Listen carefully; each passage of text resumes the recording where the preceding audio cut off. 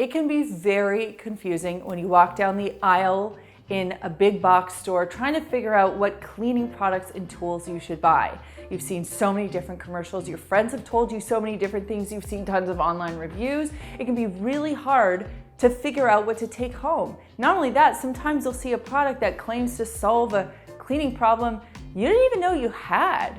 The other thing is, as a cleaning expert, I get asked a lot about my favorite cleaning products and tools, or the things that I make instead of buying a cleaning product. So in this video, I'm gonna clear all of that up for you. I'm gonna walk you through my favorite products and tools, the things that I buy in store, and I'm also gonna walk you through the things that I just don't spend money on anymore and I make myself.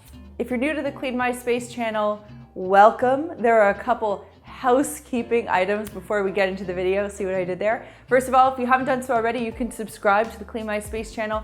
Remember to turn on the notification bell so that you always know when one of our videos come out, and give this video a thumbs up if you're into my pink fuzzy sweater. First up, we're going to talk about one of my all-time favorite topics, DIY cleaners, because there are things you just don't need to pay money for, aside from the ingredients, of course.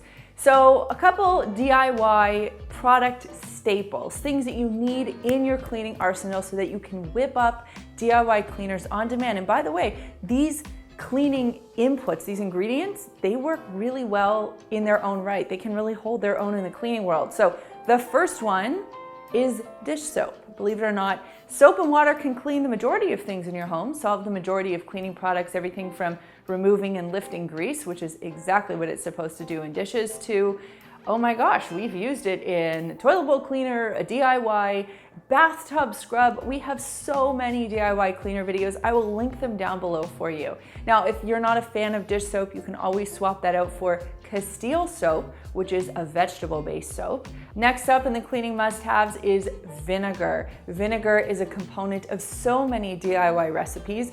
We also talk extensively about the many uses for vinegar on the Clean My Space channel. And hey, if you don't like the smell of vinegar, if it makes you nauseous or conjures up an image of fish and chips, no problem, I got you. We have a video on how to make your vinegar smell better, and I'll link that as well as some other vinegar videos for you down below. But vinegar is not only a natural grease cutter, it is also great at removing hard water deposits. So any lime scale or crusty buildup, you can even use it to polish and shine your faucets. One thing to note about vinegar, do not use it on natural stone surfaces. Perhaps the least expensive of them all, and perhaps my most favorite, would be baking soda. I love baking soda. It does so much for cleaning, and it costs so little. So pick up a box or 3 or 7 or 12, you're gonna use it. Baking soda is a whitener, so it's great for laundry, it's great for removing, any dinginess from clothing. It's also a great deodorizer, which is why many of us will just put boxes of baking soda. I'm looking over there because my fridge is over there in our fridge, but it's also great. There are so many other great deodorizing uses for baking soda that we will tell you about. You can check the description box down below, lots of baking soda videos for you. But it is also a mild abrasive. So if you see someone with like a perfectly clean bathtub or perfectly clean sink, they're probably using baking soda and not telling you. Baking soda goes into so many DIY recipes. It is really worthwhile having on hand. With DIY cleaners, it can be hard to know, well, what do I make and what do I buy? Like, how do I know what works and what doesn't? The good thing is I've tested a lot of this stuff, and your general everyday things can probably be made. If you have a cleaning task at hand, I would recommend checking our website or the YouTube channel and seeing if there is a great DIY alternative. For example, you'll never see me talking about a DIY laundry detergent because you should just buy that and not make it. And we'll get into that in just a moment, but some great DIY things that you can make: glass cleaner, all-purpose cleaner, a granite cleaner, a floor cleaner, an oven cleaner, a toilet bowl cleaner. There are so many things that you can clean with very basic products, and you'll see that you get fantastic results. I can't remember the last time that I bought a bottle of glass cleaner, and I have been in the cleaning industry since 2006. I'm being perfectly upfront with you on the things that you can save money on and make yourself, but I'm also going to tell you where I think you should be spending your money and actually buying products. There is a balance in my house of store-bought products as well as homemade products. So now I'm going to cover off some of those store-bought winners. First up, a stain remover. Yes, you could make your own, but why mess with something that really works? So I have a toddler. She comes home with orange stains and paint on her everyday orange from the tomato products they feed her at lunch. And I am constantly treating stains, not only for her, but just the general stains we get in our house. There are 2 stain remover products that I have found consistently perform very well. And I will just tell you, sometimes people say, well, I've tried that and it doesn't work. There are lots of different things you have to take into consideration with stains. Of course, you have to read the instructions carefully and make sure that you're using the product properly. And secondly, use cold water on oil and grease and protein stains. So a lot of the food stains that you get, you're actually supposed to use cold water, not hot. So having said that, the 2 products that I really love are OxiClean, whether it's the powder or the spray. And if you prefer something that's unscented, you can always get OxiClean Baby, which doesn't have a scent. The other one is the Laundress. They have a stain solution that I have to say works really well. I've tested it for a long period of time and it is in my regular laundry arsenal. If you're not familiar with the term enzyme cleaner, that's okay.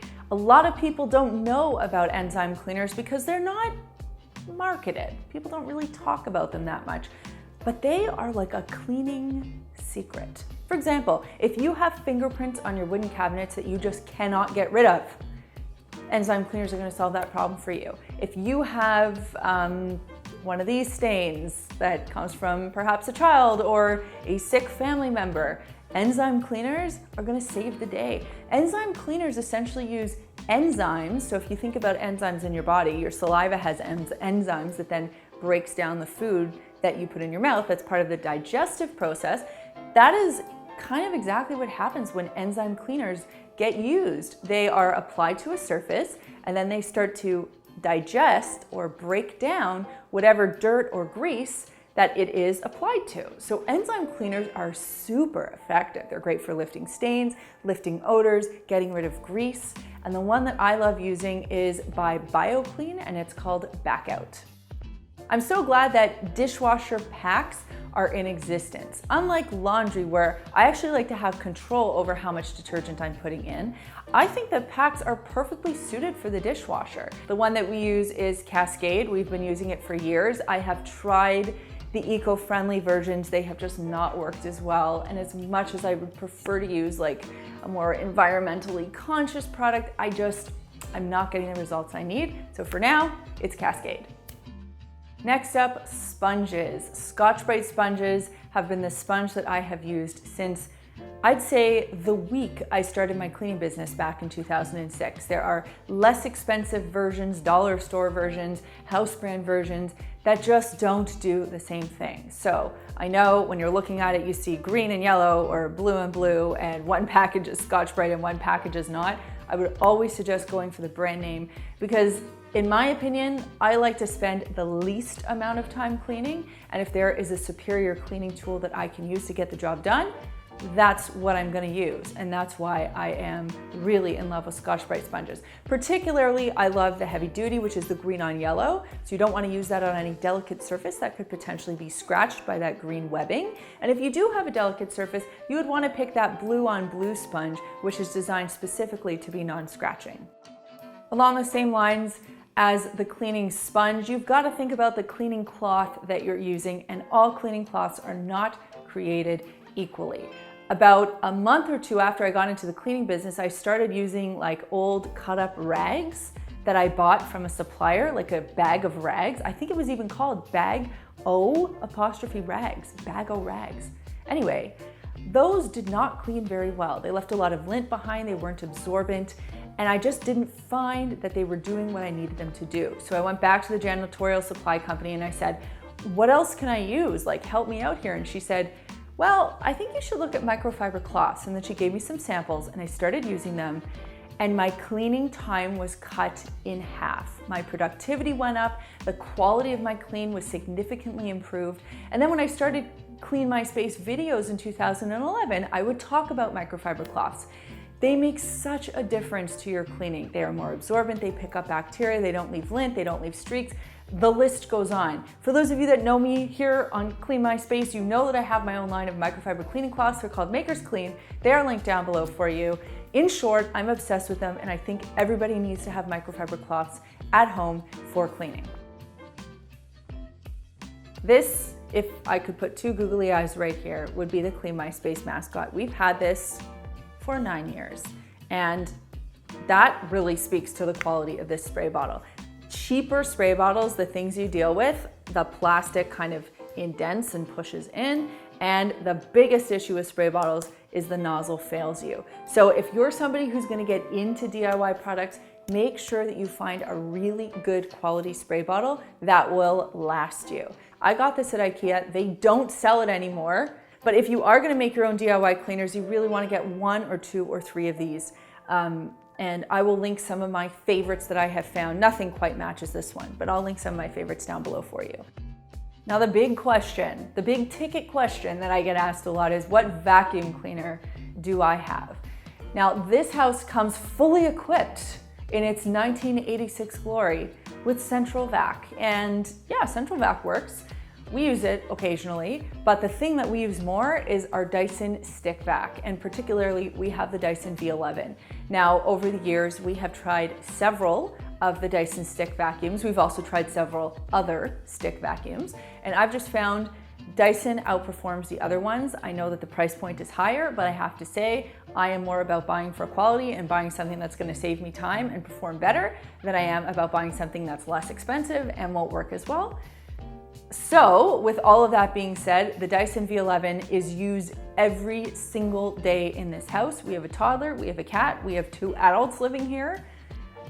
There are a lot of things to vacuum up, especially in the winter where people are tracking lots of dirt and snow into the house. And even though it stops at the front door, it eventually makes its way in if you don't clean up. So it's really important to have a great vacuum. It's also got a HEPA filter. It's easy to clean and maintain and empty.